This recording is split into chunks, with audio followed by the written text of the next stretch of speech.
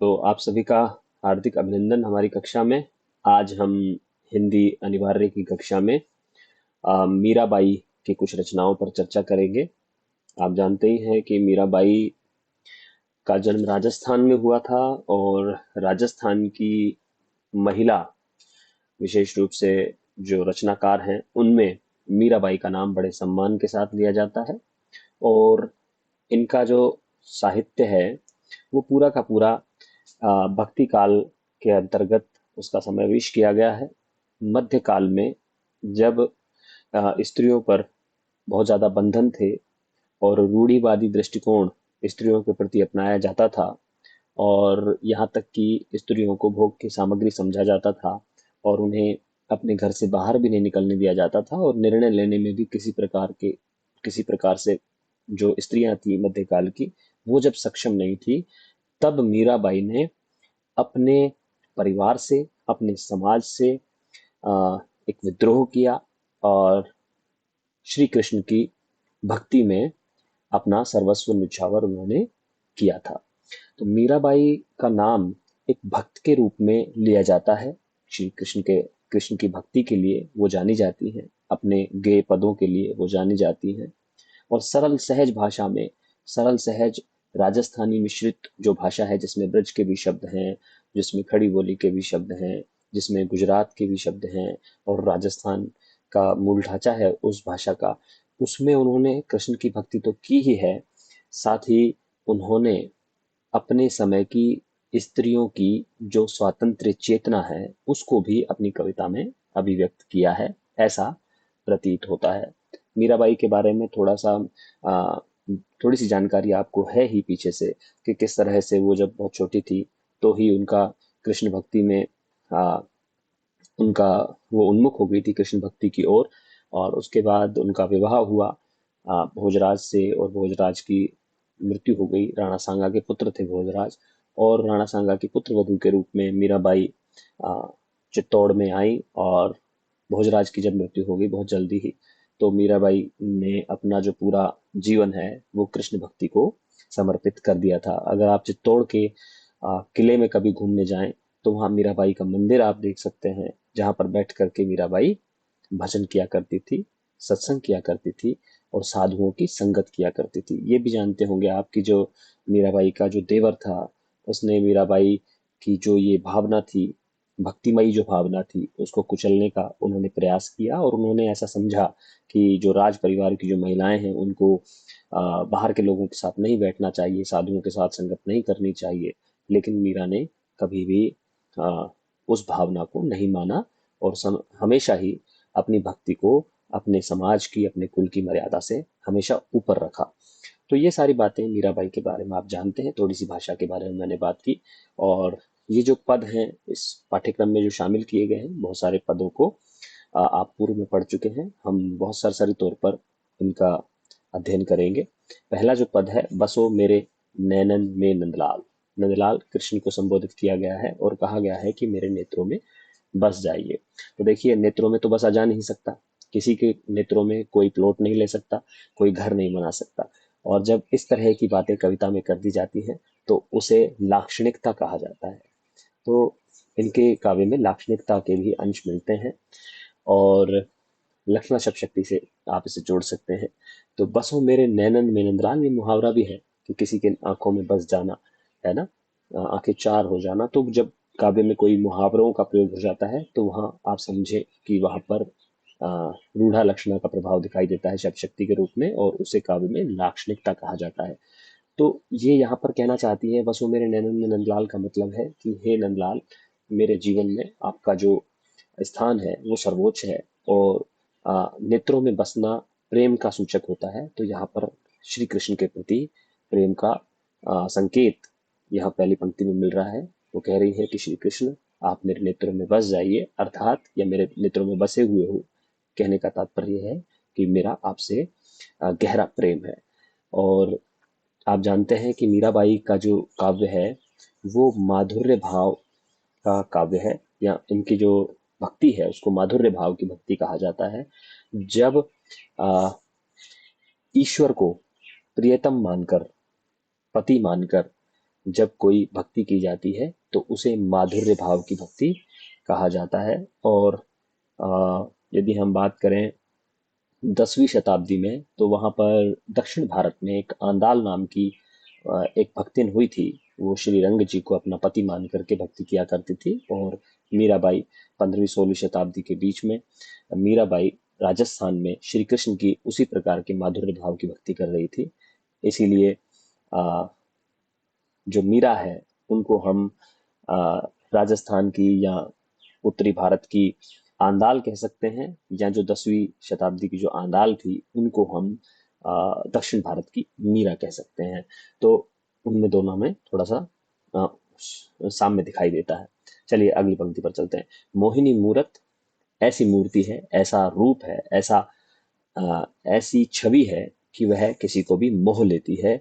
सांवरी सूरत, आप जानते ही हैं श्री कृष्ण का रूप सांवला है। नैना बने विशाल, उसके बड़े बड़े नेत्र हैं। एक भजन भी आपने सुना होगा कि तेरे मोटे मोटे नैन नजर न लग जाए, हाय हाय हाय। तो इस तरह का एक भजन भी आप कभी वृंदावन जाएं तो वहां पर आपको सुनाई देगा। तो श्री कृष्ण के बड़े नेत्रों की इसमें प्रशंसा की गई है। कहा गया है, अधर सुधारस मुरली राजत। होठों पर, अधर का मतलब है होठों पर, मुरली का मतलब है बांसुरी, राजत का मतलब है विराजती है, और सुधा रस, अमृत का रस वह मुरली प्रवाहित करती है। जब श्री कृष्ण मुरली बजाते हैं तो उसमें से अमृत का रस प्राप्त होता है सुनने वालों को। अधर सुधारस मुरली राजत, जो मुरली है वो अमृत का रस बरसाने वाली है, वह उनके होठों पर विराजमान रहती है। उर बैजंती माल, हृदय पर वैजंती के जो सफेद पुष्प होता है वैजंती, उसकी माला उनके हृदय पर सुशोभित हो रही है, यानी कि उनके छाती पर सुशोभित हो रही है। सुंदर सफेद फूलों की माला उन्होंने पहन रखी है। ऐसे ही श्री कृष्ण के प्रति उनके मन में प्रेम का भाव है। शुद्र घंटिका, शुद्र घंटिका का मतलब छोटी घंटियां उनके कमर पर सुशोभित हैं। कमर में जो कपड़ा बंधा हुआ है उसमें छोटी छोटी घंटियां लगी हुई हैं, और जब श्री कृष्ण चलते हैं तो वो घंटियां बजती हैं, और जिससे एक मधुर संगीत पैदा होता है। साथ ही साथ उन्होंने पैरों में नूपुर, नूपुर का मतलब होता है घुंघरू, बांध रखे हैं, जो रसपूर्ण शब्द यानी कि ध्वनि उत्पन्न करते हैं। मतलब कहने का तात्पर्य यह है कि जो घंटियां उन्होंने कमर में बांधी हुई है, या जो पैरों में उन्होंने नूपुर यानी कि घुंघरू बांध रखे हैं, उससे जो ध्वनि उत्पन्न होती है वह बड़ी रसपूर्ण है और हृदय को आनंदित करने वाली है। मीरा कहती है अंतिम पंक्ति में, मीरा प्रभु संतन सुखदाई, भगत बछत गोपाल।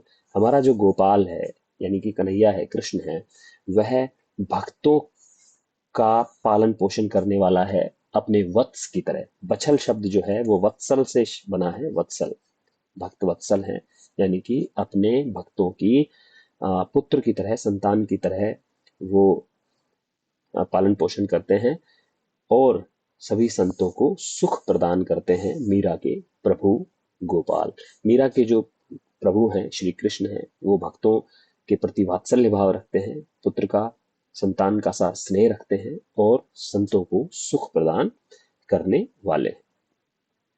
चलिए आगे बढ़ते हैं।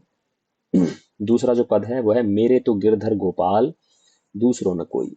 ये बहुत फेमस, बहुत प्रसिद्ध एक पद है, और जब भी मीरा की बात होती है तो ये पद एक तरह से उनका परिचय, उनकी भक्ति भावना का परिचय देने वाला ये पद है। मेरे तो गिरधर गोपाल दूसरो न कोई। वो कहती हैं कि दूसरा कोई है ही नहीं मेरे सामने। मीरा ये भी कहा करती थी कि ये पूरी जो दुनिया है इसमें जो भी लोग हैं, चाहे वो स्त्री हैं और पुरुष हैं, वो सब स्त्री हैं। स्त्री भी स्त्री हैं और पुरुष जो है वो भी स्त्री हैं। उनका कहना था कि आत्माएं जितनी भी हैं वो सब स्त्री हैं, और परमात्मा जो है वो पुरुष रूप है। तो सभी आत्माएं, इसलिए आपने कबीर को भी देखा होगा, तो कबीर भी कहते हैं, दुल्हनी गाओ मंगलाचार, मेरे घर आए राजा राम भरता। तो वो भी जो है, कबीर भी जो है, वो परमात्मा को पुरुष रूप में मानते हैं और अपनी आत्मा को स्त्री रूप में मानते हैं। उसी तरह से मीरा भी यही बात कहती हैं कि इस दुनिया में यदि कोई व्यक्ति मेरे प्रति या मैं किसी व्यक्ति के प्रति उत्तरदायी हूँ, या मैं किसी व्यक्ति के प्रति प्रेम करती हूँ, तो वह सिर्फ श्री कृष्ण है। उसके अलावा मैं किसी के प्रति उत्तरदायी नहीं हूँ, दूसरों में कोई। और फिर आगे एक बात बड़ी सुंदर कही है उन्होंने, जाके सिर है मोर पखा, या जाके सिर मोर मुकुट, ये अलग अलग तरह से पंक्तियां मिलती हैं। जाके सिर है मोर पखा मेरो पति सोई। अब आप यहाँ एक शब्द जो आया है बड़ा महत्वपूर्ण है, पति। मीरा प्रेमी नहीं मानती श्री कृष्ण को, वह अपना पति मानती है श्री कृष्ण को। तो दो तरह की भक्ति होती है माधुर्य भाव में, एक होती है परकिया और एक होती है स्वकीया। परकिया भक्ति वह होती है जब परमात्मा को प्रेमी माना जाए, और स्वकीय भक्ति वह होती है जब परमात्मा को पति माना जाए। तो मीरा की जो माधुर्य भाव की भक्ति है वह स्वकीय भाव की भक्ति है, यानी कि वह श्री कृष्ण को प्रेमी नहीं मानती हैं, वह पति मानती हैं, इसीलिए उसे स्वकीय भक्ति कहा जाता है। तो माधुर्य भाव की भक्ति तो है, लेकिन वो स्वकीय भक्ति है, अर्थात वह अपने आप को श्री कृष्ण की पत्नी मानती हैं। और कई लोग ये भी कहते हैं कि मीरा के साहित्य में रहस्यात्मक भावना है। मैं इस बात को ठीक नहीं मानता, क्योंकि रहस्यात्मक भावना वहां होती है जहां प्रियतम या जिसे जिसके प्रति प्रेम का भाव है वह अज्ञात हो, पता ना हो कि वो कौन है। ठीक है, जैसा महादेवी वर्मा की रचनाओं में मिलता है, उनके प्रियतम जो हैं वो अज्ञात हैं, इसलिए महादेवी वर्मा की रचनाओं में रहस्यात्मक भावना है। लेकिन मीरा की जो भक्ति है उसमें रहस्यात्मक भावना नहीं मानी जा सकती है, क्योंकि उन्हें पता है कि उनका प्रियतम कौन है। वो स्पष्ट कह रही है जाके सिर है मोर पखा, वो तो कृष्ण को ही अपना पति मानती हैं, और इसीलिए उनका प्रियतम अज्ञात नहीं है। इसीलिए मीरा की जो भक्ति भावना है उसमें रहस्यात्मकता नहीं के बराबर है। ठीक है, तो इस बात को अभी शायद आपसे नहीं पूछा जाएगा, लेकिन अगर आप हिंदी से एमए करेंगे या और जब बड़ी परीक्षाओं में जब आप जाएंगे, इंटरव्यू देंगे, तब आप इस बात को ध्यान रखिएगा। आगे चलते हैं। तात मात भ्रात बंधु आपनो न कोई, ये बात कह रही है। ये पंक्ति कहीं मिलती है कहीं नहीं मिलती है, तो अतिरिक्त है। तात मात भ्रात, तात मतलब पिता, मात मतलब माता, भ्रात और बंधु का मतलब है भाई और बंधु जो भी हैं। आपनो न कोई, अपना कोई नहीं है। जैसा कहा जाता है कि ईश्वर ही ईश्वर ही जो है वो, या जो कृष्ण है वो ही सबके सगे संबंधी है। इसके अतिरिक्त जो भी सर संबंध है वो सब झूठे हैं। हाँ जी बोलिए। सर तात का मतलब क्या बताया? पिता। ऐसी कुछ बातें, एक सेकंड, ऐसी कुछ बातें अगर आपको पूछनी होती है ना, तो ये क्योंकि रिकॉर्डिंग में भी आएगी, तो अगर आप किसी बात को मैंने बताया है और आप नोट नहीं कर पाए हैं, तो वो रिकॉर्डिंग में आ जाएगा। आप वहां पर, मैं रिकॉर्डिंग भी शेयर करता हूँ, तो वहां पर भी आप कर सकते हैं। कोई वैसा संदेह हो आपके मन में कि बात ही नहीं समझ में आई है कि क्या बात हुई है, तो आप इसमें पूछ सकते हैं। और फिर अगर आप पूछना भी चाहते हैं तो कृपया इतना ध्यान रखें कि पीछे की आवाजें आपके साथ न आए। अगर आप किसी ऐसे वातावरण में बैठे हैं जहां पर शोर शराबा है, तो कृपया अपना माइक बंद रखें, बाद में पूछ लें। छाड़ी दई कुल की कहानी। छाड़ी दई का मतलब है छोड़ दी। क्या? कुल की कहानी। कुल की कहानी का मतलब है कुल की मर्यादा। कहानी का मतलब होता है मर्यादा। मैंने कुल की मर्यादा को छोड़ दिया है। ऐसा ही कहते होंगे विक्रम कि जब तुम बैठती हो साधु संतों के साथ, तो हमारे समाज की, हमारे परिवार की जो मर्यादा है वो भंग हो जाती है, नष्ट हो जाती है। तो वो कह रही है कि मैंने जानबूझ करके ही तुम्हारे स्कूल की मर्यादा को तोड़ दिया है।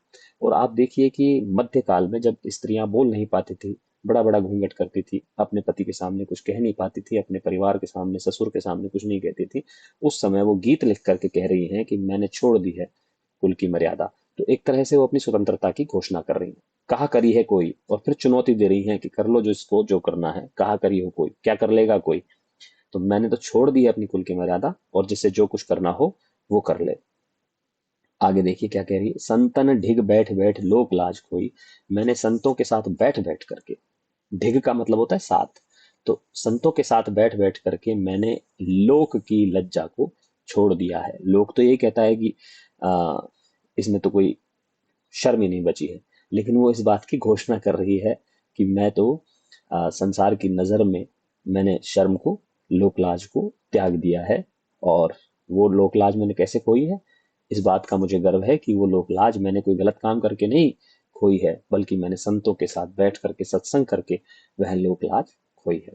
आगे देखिए वो क्या कह रही है। चुनरी के किए टूक, चुनरी को तो मैंने फाड़ दिया है। चुनरी, चुनरी जो है यहाँ पर आ, एक पारिवारिक मर्यादा का प्रतीक है। जो स्त्रियां होती हैं, जो घरेलू स्त्रियां होती हैं, वो चुनरी अपने सिर पर धारण करती हैं सम्मान के दृष्टिकोण से। चुनरी के की एक टूक, वो कह रही है कि मैंने कुल की जो मर्यादा है उसकी टूक, उसको तार तार कर दिया है, उसको फाड़ फूक दिया है। ओढ़ लीन लोई, और लोई जो प्रतीक है वो है वैराग्य का, सत्संग का, या सन्यास का। तो जो सन्यासी होते हैं, आप देखते होंगे कि वो एक कंबल अपने धारण कर लेते हैं, और कंबल उनके पास होता है और थोड़ा बहुत सामान होता है, और उसे लेकर के वो निकल जाते हैं। तो वो कह रही है कि ओढ़ लीनी लोई, तो मैंने श्री कृष्ण के नाम की आ, लोई या चादर, उसको मैंने धारण कर लिया है, और जो परिवार की, जो सम्मान की, जो मर्यादा की जो चुनरी थी, उसको मैंने टूक टूक कर दिया है। आगे देखिए क्या कह रही है। मोती मूंगे उतार वन माला पोई, मैंने मोती मूंगे उतार दिए हैं, जो आभूषण हैं वो उतार दिए हैं, उनकी मुझे आवश्यकता नहीं है। वन माला पोई, मैंने वन के पुष्पों की माला धारण कर ली है। यानी कि एक तरह से मैंने सांसारिकता को छोड़ दिया है, और मैंने सत्संग को, भजन को, भक्ति को ग्रहण कर लिया है। आगे देखिए क्या कह रही है। असुवन जल सींच सींच प्रेम बेली बोई, मैंने आंसुओं रूपी जल से, यह रूपक अलंकार है, आंसुओं रूपी जल से मैंने सींचा है किसको, प्रेम रूपी बेल को। यहाँ भी रूपक है, यहाँ प्रेम को बेल का रूप दिया गया है, और आंसुओं को जल का रूप दिया गया है। अब ते बेल फैल गई, अब ये जो प्रेम की जो बेल है ये मेरे जीवन में फैल गई है। अब आनंद फल होई, अब उसमें आनंद रूपी फल मुझे प्राप्त हो गया है। यहाँ पर फिर से एक रूपक है। और जब एक साथ एक ही तरह के एक दूसरे से जुड़े हुए रूपक आते हैं, तो रूपक का प्रकार होता है वहां सांग रूपक। रूपक के तीन प्रकार होते हैं, निरंग रूपक, सांग रूपक और परंपरित रूपक। तो सांग रूपक वहां होता है जहां एक जैसे रूपक, एक दूसरे से जुड़े हुए रूपक, एक दूसरे पर आश्रित रूपक जहां होते हैं, वहां सांग रूपक अलंकार होता है। चलिए आगे बढ़ते हैं। दूध की मथनियां बड़े प्रेम से बिलोई, मैंने दूध, आप तो सब जानते ही हैं, जब बिलोया जाता है, छाछ निकाली जाती है, तो दूध को बिलोया जाता है, तो दूध की मथनियां या दही को बिलोया जाता है, तो दूध की मथनियां बड़े प्रेम से बिलोई। माखन, यहाँ पर जब की जगह घृत आएगा शायद, क्योंकि मैंने जहाँ पहले पढ़ा है वहां घृत है। आ, माखन जब काढ़ी लियो छाछ पिए कोई, तो ये पंक्तियां थोड़ी थोड़ी सी अलग अलग हो सकती हैं अलग अलग किताबों में, लेकिन इनका अर्थ वही है कि जिस तरह से छाछ होती है, जब हम दही में से मक्खन निकाल लेते हैं या घी निकाल लेते हैं, तो छाछ जो होती है वह ऐसी चीज बच जाती है जो हम पड़ोसियों को भी दे देते हैं, किसी पेड़ के नीचे भी डाल देते हैं, और जब उसका कोई उपयोग नहीं होता तो उसे फैला भी देते हैं। तो ये जो सांसारिकता है वो मेरे लिए छाछ की तरह है, ये संसार मेरे लिए छाछ की तरह है, और प्रेम जो है वो मेरे लिए माखन या घी की तरह है। तो मैंने इस संसार रूपी दूध में से, मैंने अपने प्रेम रूपी बिलोई से जब उसे मथा है, तो मैंने प्रेम को ग्रहण कर लिया है, और संसार को मैंने छाछ की तरह छोड़ दिया है। ठीक है, आगे चलते हैं। भगत देख राजी हुई जगत देख रोई, जब भी मेरे सामने कोई कृष्ण का भक्त आता है तो मैं बड़ी आनंदित हो जाती हूँ, राजी हो जाती हूँ, खुश हो जाती हूँ, प्रसन्न हो जाती हूँ।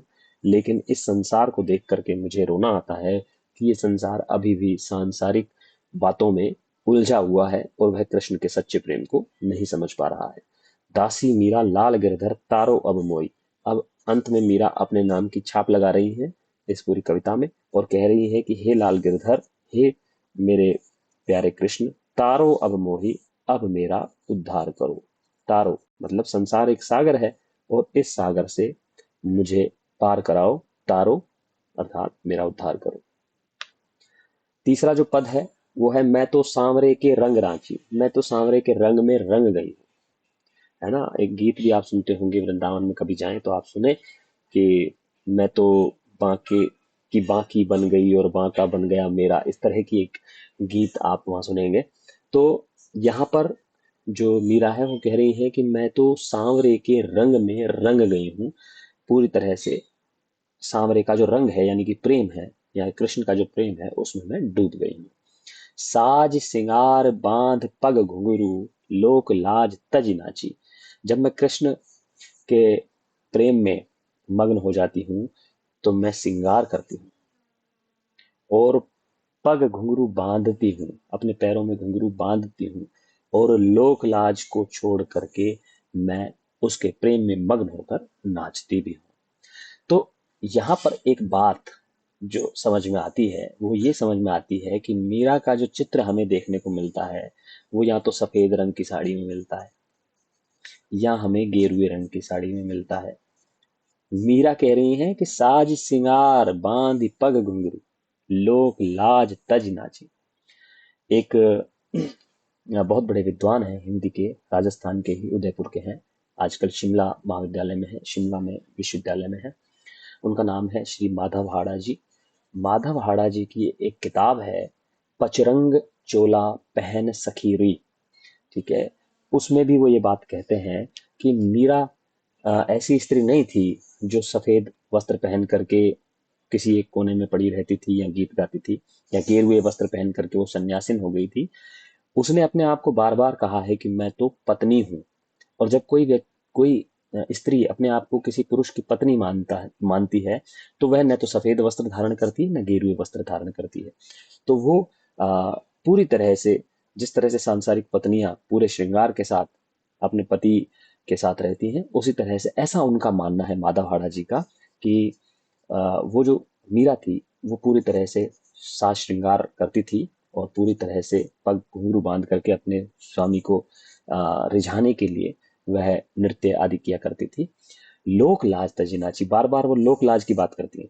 लेकिन संसार तो ये कहा कहता होगा कि ये इसका पति मर गया है, इसका पति का देहावसान हो गया है, इसलिए इसे सफेद वस्त्र धारण कर लेना चाहिए। लेकिन वह उस तरह के वस्त्र धारण नहीं किया करती थी, इसीलिए बार बार उस पर उस तरह के ताने भी कसे जाते थे। आगे देखते हैं, गई कुमति लय साधु की संगति। कुमति को मैंने छोड़ दिया है और मैंने साधु की संगत को ग्रहण कर लिया है। ले ले का मतलब है ग्रहण करना, गय का मतलब है छोड़ना। कुमति, जिस जिस कुमति से सारा संसार अ, परिचालित है, मैंने उस बुद्धि को छोड़ दिया है, दुर्बुद्धि को छोड़ दिया है, साधु की संगति में करने लगी हूँ। साधुओं की संगति, साधु का मतलब यहाँ बड़ी बड़ी दाढ़ी वाले और गेरुए वस्त्र पहनने वाले उन लोगों की बात नहीं है। साधु का मतलब है ऐसा व्यक्ति जिसका आचरण सात्विक है और जिसकी बुद्धि भक्ति में लगती है। भगत रूप भय साची, मैं भक्त का रूप ग्रहण कर लिया है मैंने पूरी तरह से सत्य समझकर। ठीक है, मैं भगत रूप भय साची, भय का मतलब है होना, साची का मतलब है साक्षी होना, सच्चा होना। ईश्वर के सामने सच्चा रूप मैंने भक्त का ग्रहण कर लिया है, साधुओं की संगत करती हूँ और दुर्बुद्धि को मैंने छोड़ दिया है। अगली पंक्ति में देखिए, वो कह रहा है गाय गाय हरि के गुण, और मैं क्या गाती हूँ, हरि के गुण गाती हूँ। हरि के गुण गाती हूँ, श्री कृष्ण के गुण गाती हूँ, निस दिन, दिन रात गाती हूँ। काल व्याल सुबाची, अब यह रूपक अलंकार है। काल रूपी व्याल, व्याल का मतलब होता है सांप, काल का मतलब है कलयुग भी कह सकते हैं हम इसको, या मृत्यु।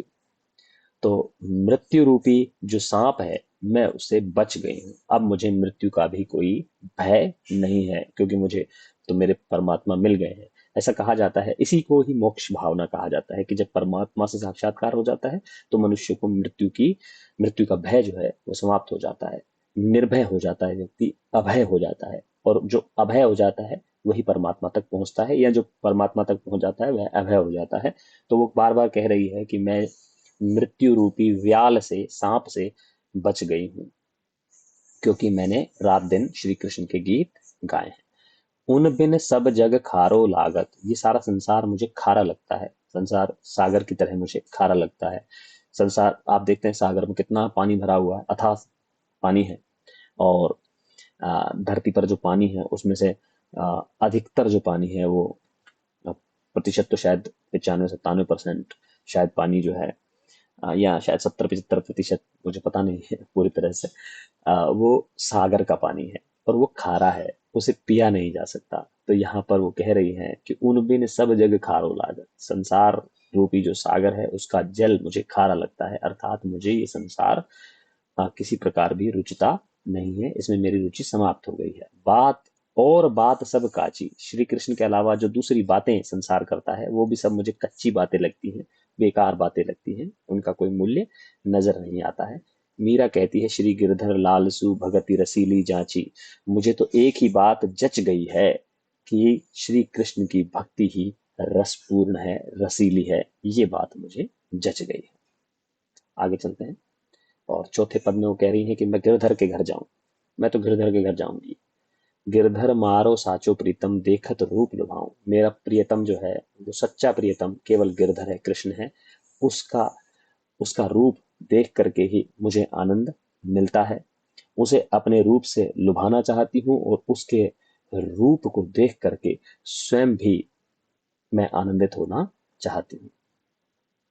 रैन पड़े तब ही उठ जाऊं, जब रात हो जाए तो मैं उससे मिलना चाहती हूँ, मिलने जाना चाहती हूँ। भोर भये उठ आऊं, और पूरी रात मैं मेरे स्वामी श्री कृष्ण के पास ही रहना चाहती हूँ। भोर भये उठ आऊं, और जब तक सुबह नहीं हो तब तक वहां से आने का मेरा मन नहीं करता है। रैन दिना वाके संग खेलूं, और बाकी रात दिन मैं उसके साथ खेलना चाहती हूँ। ज्यों त्यों ताहि रिझाऊं, यहाँ थोड़ा सा शब्द गड़बड़ हुआ है, त्यों ज्यों त्यों मतलब जैसे भी हो सके उसे मैं रिझाना चाहती हूँ, उसे प्रसन्न रखना चाहती हूँ। जो पहिरावे सोई पहरूं, और पूरी तरह से यहाँ समर्पण का भाव दिखाया है। किसका भाव है? समर्पण का भाव है। वो कहती है कि जो पहरावे सोई पहरूं, जो पहनाए उसे ही पहनना चाहती हूँ। जो दे सोई खाऊं, और जो मुझे देना चाहे वो वही मैं खा करके अपना गुजारा करना चाहती हूँ। यानी कि मेरी अपनी कोई लालसा नहीं है। जैसा मेरा प्रियतम, जैसा मेरा कृष्ण, जैसा मेरा ईश्वर मुझे रखना चाहता है, मैं वैसे ही रहना चाहती हूँ। मेरी उनकी प्रीत पुरानी, और ये जो प्रेम है ये कोई नया प्रेम नहीं है, ऐसे नहीं है कि रात में जागृत हो गया है। और ये केवल इसी जन्म का प्रेम नहीं है। हमारे जो हिंदू संस्कार हैं उनमें कहा गया है कि प्रेम तो कई कई जन्मों का होता है। विवाह जब एक पुरुष और स्त्री का होता है तो उसमें भी कहा जाता है कि 7 जन्मों का साथ है। तो ऐसे ही वो कह रही है कि ये कोई जो प्रेम है ये कोई आज का प्रेम नहीं है, ये तो बहुत पुराना प्रेम है। उन बिन पल न रहा हूं, और ये बहुत पुराना प्रेम है, इसीलिए मैं एक पल भी उनके बिना रहना नहीं चाहती हूँ। जहां बैठावे तित ही बैठूं, जहां बैठाएंगे मैं वहीं बैठना चाहती हूँ। बेचे तो बिक जाऊं, और मैंने तो पूरी तरह से समर्पण कर दिया है।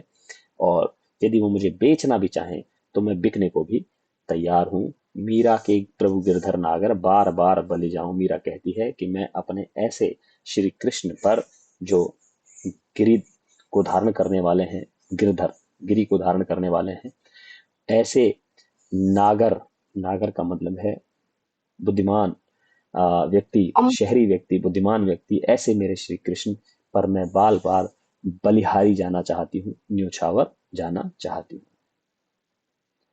आखिरी पद है, मायरी मैं तो लियो गोविंदो मोल। अपनी माँ से कहा जा रहा है, अपनी माँ को संबोधित किया जा रहा है, कहा नहीं जा रहा है, संबोधित किया जा रहा है। मायरी गीत में इस तरह से था, मायरी मैं कासे कहूँ पीर अपने जिया की, इसी तरह से मायरी कहा जा रहा है, अपनी माँ को कहा जा रहा है कि मायरी मैं तो लियो गोविंदो मोल, मैंने मोल लिया है। मैंने ऐसे ही नहीं कहीं से ले लिया है, उधार नहीं लिया है, किसी ने मुझे दिया नहीं है कृपा करके, किसी ने भीख नहीं दी है, मैंने तो मोल लिया है, मतलब कुछ दिया है तब उसे लिया है। तो परमात्मा भी हमें तभी मिलता है जब हम अपना समर्पण, अपना प्रेम, अपना त्याग जब परमात्मा के प्रति रखते हैं, तभी परमात्मा हमारे प्रति जागरूक होता है, और तभी वो हमारा भी ध्यान रखता है। हम ये सोचें कि हम परमात्मा के प्रति एक भी आ, भाव न रखें अपने मन में, और परमात्मा हमारा ध्यान रखे, तो ये बात ठीक नहीं है। मीरा ऐसा कह रही है, मैं नहीं कह रहा हूँ। मीरा कह रही है कि मैंने तो गोविंद को यानी कृष्ण को मोल लिया है। कोई कहे छाने, कोई कहता है छुप कर, कोई कहता है छाने, कोई कहे छुप के, कोई कहता है कि मैंने किसी से बचकर, छुप कर उसे लिया है, उसे पाया है। वो कहती है कि नहीं, मैंने किसी से बचकर या छुपकर नहीं प्राप्त किया है, मैंने तो उसे ढोल बजाकर प्राप्त किया है। मतलब जब मुझे प्राप्त हुआ है तो मैंने सारी दुनिया को बताया है, ढोल बजा बजा के बताया है। ढोल बजाना एक मुहावरा है, मैंने तो ढोल बजा कर प्राप्त किया है, यानी कि मैंने सारी संसार को ये बता करके प्राप्त किया है कि मैंने गोविंद को प्राप्त कर लिया है। इस बात की मैंने सर्वत्र घोषणा कर दी है। कोई कहे मुहंगो, कोई कहे सुहंगो, या सुहंगो है, ठीक है। एक कोई कहता है कि मैंने महंगा ले लिया है, कोई कहता है कि मैंने सस्ता ले लिया है। मैंने न तो महंगा लिया है न मैंने सस्ता लिया है, जितना मैंने दिया उतना ही तराजू में तोल कर लिया है, ठीक है। महंगा तब होता है कि तराजू में तोला ना हो, कम कम सामान ले लिया। कोई कहता है सस्ता ले लिया, सस्ता हम तब ले लेते हैं जब कोई कम दाम दिया हो और ज्यादा वस्तु ले ली हो। वो कहती है कि मैंने कम ज्यादा नहीं लिया है, मैंने तो उतना ही लिया है जितना मैंने समर्पण दिया है। लियोरी तराजू तोल, मैंने तो तराजू में तोल करके लिया। ये सारे मुहावरे हैं, तराजू में तोल के लेना, ठीक है। यानी कि पूरा हिसाब किताब समझ करके लेना, बहुत बुद्धिमानी से समझदारी के साथ कोई वस्तु लेना। तो वो कहती है मैंने पूरी बुद्धिमानी से समझदारी से लिया है, ऐसे मैं ठगाई भी नहीं हूँ। कोई कहे कारो, कोई कहे गोरो, कोई कहता है वो काला है, कोई कहता है गोरा है। वो कहती है कि काला और गोरा तो बाहरी चीजें हैं, मैंने तो अमूल्य वस्तु ली है, अमूल्य वस्तु का मोल किया है। वह जो वस्तु है, प्रेम जो है, उसकी परमात्मा की जो कृपा है, वह काली या गोरी कृपा नहीं है। वह तो एक अमूल्य वस्तु है जो किसी किसी को ही प्राप्त होती है। या ही कु सब जानत है, लियो री आंखी खोल। तुम एक बात ये समझ लो, सब जान लो, इस बात को सभी लोग जान लो कि मैंने पूरी तरह से आंखें खोल करके लिया है। आंखें खोल करके लेना, ये भी एक मुहावरा है कि मैंने पूरी तरह से सोच समझ करके वस्तु ली है। मीरा को प्रभु दर्शन दीजो, पूरब जन्म को कौल। और यहाँ वो कह रही है कि पिछले जन्म का वादा है, कौल का मतलब होता है वादा। हे कृष्ण, तुमने मुझसे पिछले जन्म में वादा किया था, उस वादे को निभाने के लिए मुझे आप दर्शन दीजिए। अब वो वादा क्या है, उसके पीछे कई कहानियां हैं। ऐसा कहा जाता है कि मीरा जो थी वो कोई गोपी थी, है ना, किसी पूर्व जन्म में कृष्ण की गोपी थी। और कृष्ण ने उसे आशीर्वाद रूप दे करके या उसे वरदान दिया था कि जब तुम भविष्य में कभी कोई स्त्री बनोगी, तुम्हारा पति मर जाएगा, तब मैं तुम्हें मिलने आऊंगा। तो इस तरह की ये लोक में इस तरह की कहानियां प्रचलित हैं। हम नहीं कह सकते, लेकिन मीरा कह रही हैं कि जो तुमने मुझे वादा किया था पूर्व जन्म में, पूर्व जन्म यानी कि पिछले जन्म में जो तुमने मुझे वादा किया था, उसे निभाने के लिए हे मेरे श्री कृष्ण, तुम मुझे दर्शन देने के लिए मीरा को जरूर प्रकट होइए, मुझे दर्शन दीजिए। तो चलिए, ये थी मीरा की कविता। अगली कक्षा में फिर से मिलेंगे। धन्यवाद।